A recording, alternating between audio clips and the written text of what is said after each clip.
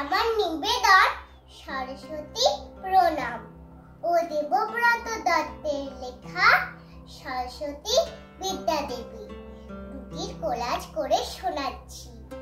নমো সরস্বত্যৈ মহাভাগে বিদ্যে কমললোচনে বিশ্বরূপে বিশালাক্ষী বিদ্যাং দেহি নমস্তুতে।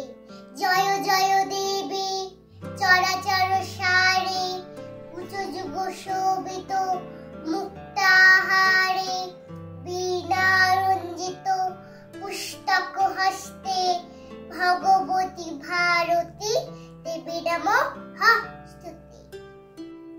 সরস্বতী বিদ্যাদেবী আমরা দু ভাই বোনে সারা বছর পড়ছি কত, আছে কি ছাই মনে? ওই দেখো তো চতুর্দিকে, ওরে বাপ রে বাপ, এসব ছাড়া শেলফে আছে অনেক পড়ার চাপ। পাহাড় প্রমাণ আমরা পড়ি, নদীর প্রমাণ লিখি।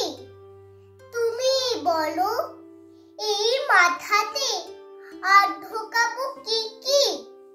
বিদ্যাদেবী তুমি নিজে বলবে বাবা মাকে একটু যেন খেলতে দেন লেখাপড়ার ফাঁকে। মা বাবাও তো ছোট ছিলেন, ছিল না শখ কোনো, তবে কেন খেলতে যাও বলেন না কখনো। নমস্কার।